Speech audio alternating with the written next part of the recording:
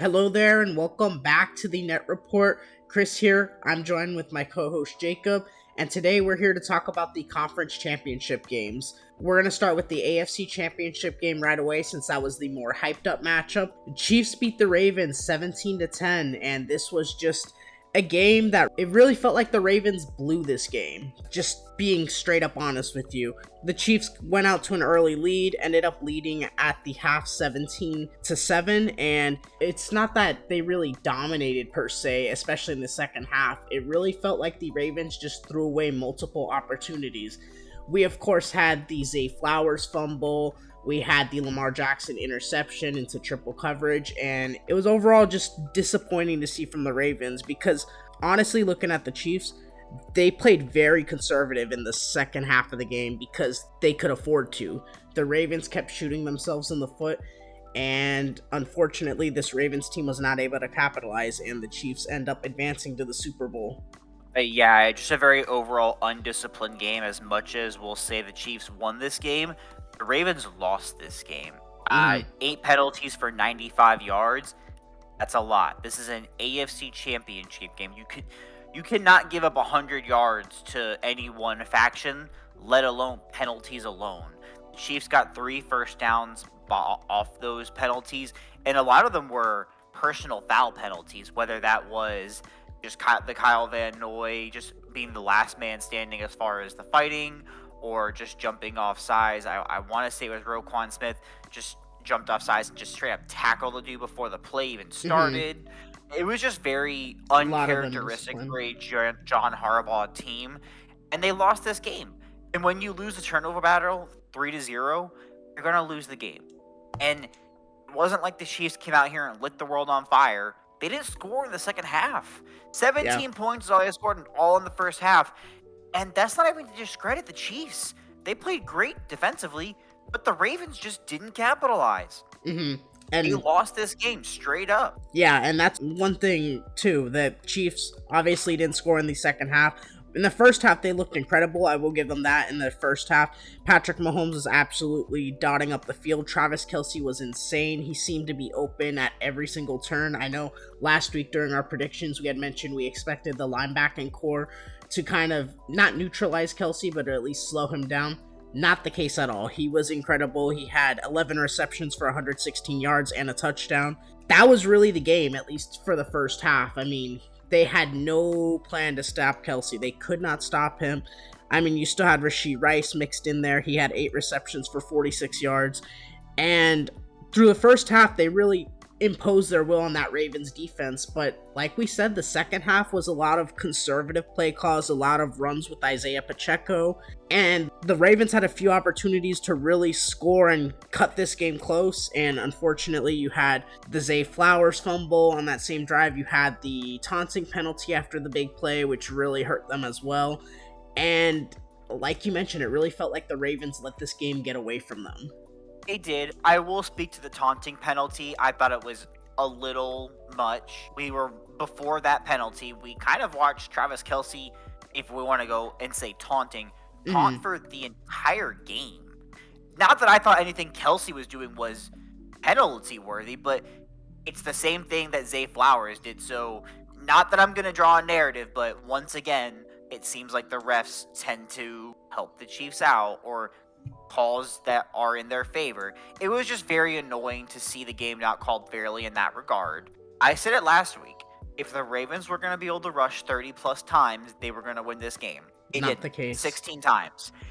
Lamar Jackson was forced to throw the ball 37 times, and shockingly, was not very efficient with it. He threw that pick. It was in triple coverage. Granted, I would argue there was maybe a little bit of a push off from the defensive player, but it was still a horrible decision. He got sacked 4 times, was decently efficient rushing the ball, but the main thing was when they did have their opportunity to score, they just boneheaded decisions. They shot themselves in the foot. Zay Flowers, the fumble that he is referring to was at the goal line. I can't even begin to tell you how often I see this and it frustrates me. Is that extra inch or that extra yard really worth it? Like, is the risk reward really worth it? Zay Flowers essentially was trying to reach the ball over the goal line instead of just going down. And what happened? He fumbled it. If you let that ball go at the 1 yard line, you now have 4 plays to get 1 yard, as opposed to, oh shoot, now we fumbled the ball and the 2-score game becomes a 2-score game. Like, it was definitely frustrating to see. Frustrating can't begin to describe what this. If you were a Ravens fan, you were you were throwing things out of your house, because like, it's awesome to see teams win a game, but the Ravens just flat out lost this game. I really can't. There's no other better analysis for that. I don't want to take away from what the Chiefs accomplished, but the Ravens handed it to them. The Ravens said, "Hey, Andy Reid, win." Like, I don't know what I witnessed, but that was one of the worst performances in an AFC Championship game I've seen in recent years. Like, and it wasn't because they played bad football per se. It's just they played bad. Like, their mentality was just weak. Like, I don't know what half these penalties were even accomplishing. Yeah, the sad part was, too, this was a game that really felt like it was going to be a shootout after the first 10 minutes of the first quarter. You had... First 8 minutes, we were like 7-7. I'm like, oh, shoot, this is going to be an offensive explosion. You had the touchdown. You had the touchdown to Zay Flowers right away. And, you know, we thought, oh, okay, the Ravens offense is going. You, of course, had Patrick Mahomes work his way down the field. The Chiefs scored, and we were like, oh my goodness, this is going to be a game. But unfortunately, that was not the case. The Ravens offense after that first drive really just struggled immensely, especially in that second half too. We really thought they were going to get going. I believe they had 2 straight drives where it's just either 3 and outs or short drives, had to punt it to the Chiefs. Of course, the Chiefs, they ran the ball a lot. They didn't really capitalize too much off of it. Then we finally saw Lamar work his way down the field. But unfortunately, boneheaded decisions, whether it was penalties, whether it was fumbles, whether it was throwing into triple coverage, there always seemed to be something that was killing a drive. And unfortunately, that was the game for the Ravens. Just a lot of missed opportunities, and you can't, especially against a Patrick Mahomes-led Chiefs team, you can't make those mistakes because they will take advantage. Honestly, I say they'll take advantage, but it didn't even feel like they took advantage of it. But the Ravens, unfortunately, they just didn't make the mistakes. They didn't turn the ball over 3 times. Exactly. They weren't causing these 15-yard personal foul penalties. They just played sound football. Was it good football? Not really. But they won the game. More often than not, in these kind of games, the team that's the more disciplined is going to win. They always talk about winning the turnover battle. Winning the turnover battle doesn't mean playing good football or good, like, it doesn't mean that you're putting up 35 points a game and throwing the ball 100 times. It just means you're playing sound football and you're reading the defense. That's what the Chiefs did. They played sound football, they played as a unit, and they win this game. It was kind of a disappointment of a game, to be honest with you. I was very, very saddened by just the Ravens' overall effort in this game. It's definitely a gut punch for the season they had. And once again, I said this in the beginning of the postseason.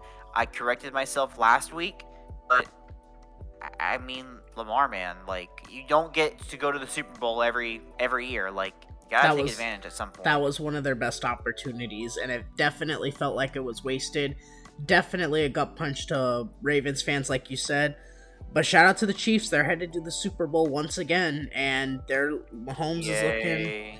I know, everyone's super thrilled, but they're looking for their 3rd title in however many years, so... But we'll move on to the next game, Lions versus 49ers, and this one was a lot more of an offensive battle and a lot closer for parts of the game. So the Lions... How did this turn into the offensive explosion of a game, bro?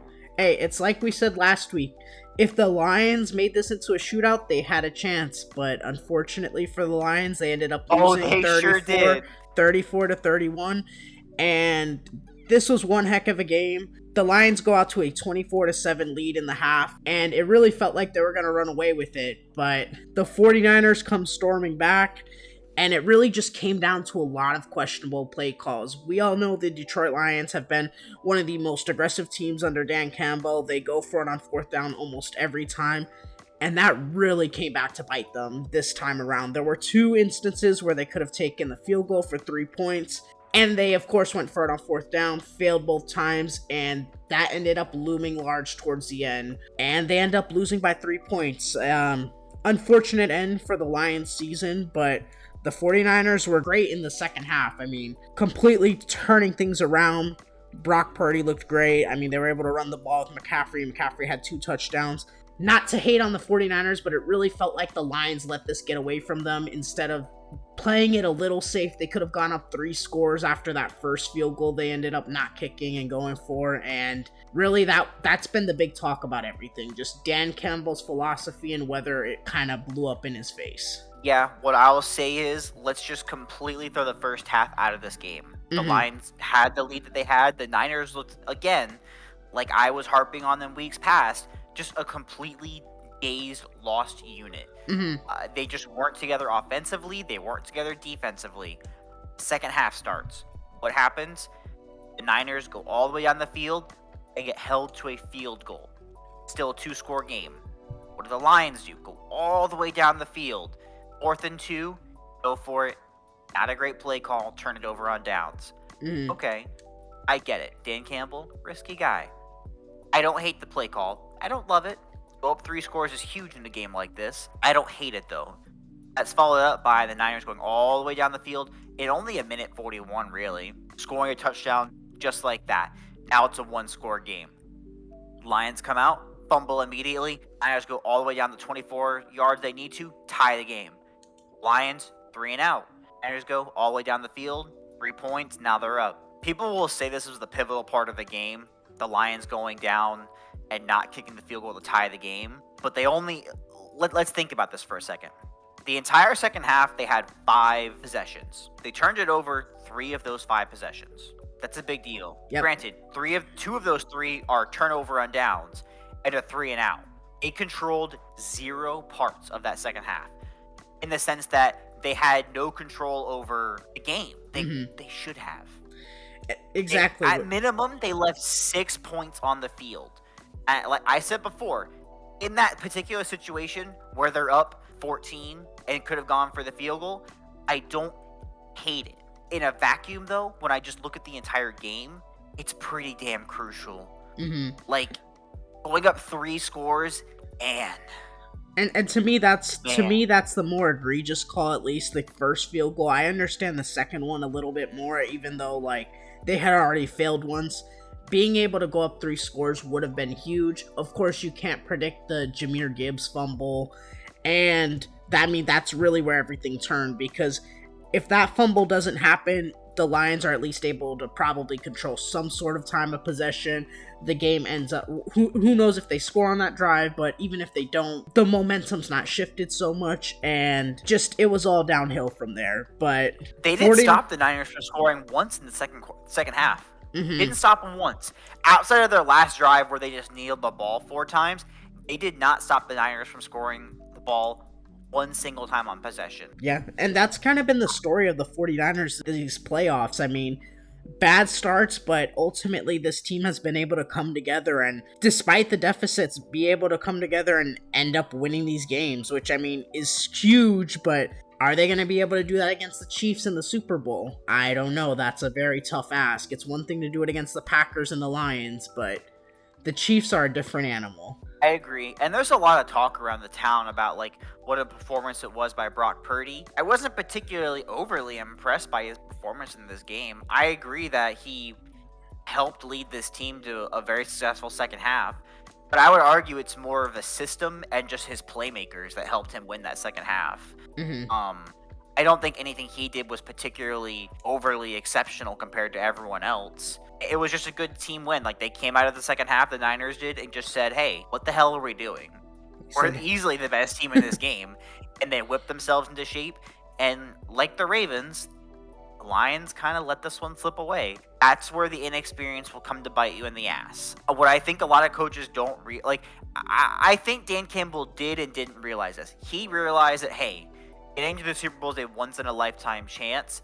Let me go for the gold and the glory. But sometimes what you have to realize is you kind of have to play the game conservatively in certain situations. That's why being a head coach is so difficult. You have to balance, when do I go for it, when do I not? When do I be aggressive? When do I be conservative? And the commentators mentioned it throughout the night as well too. They said this is their philosophy. They shouldn't go away from it because that's what got them here. And analytics will tell you, yeah, go for it in these scenarios, but we're always going to look back at things through 2020 vision. But man, I agree with you. And if they get either of those fourth downs and score, we're having a different conversation. Mm-hmm. We're like, oh, look at Dan Campbell, look at the balls on him. But the reality is, it blew up in his face both times.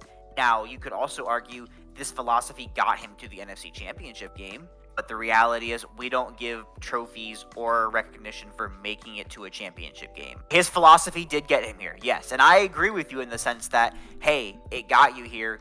Like, why would you...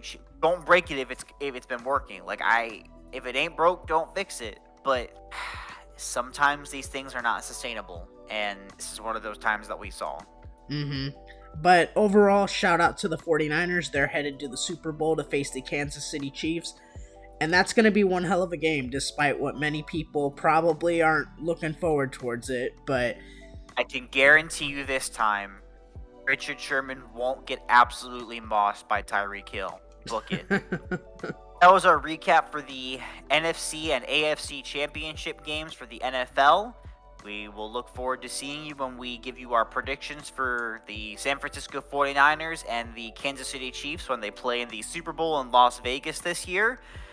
We appreciate you listening. I am James Young, long-lost adopted son. Please follow me at Jacob Kelly USF on Twitter/X. That's Jacob with a K.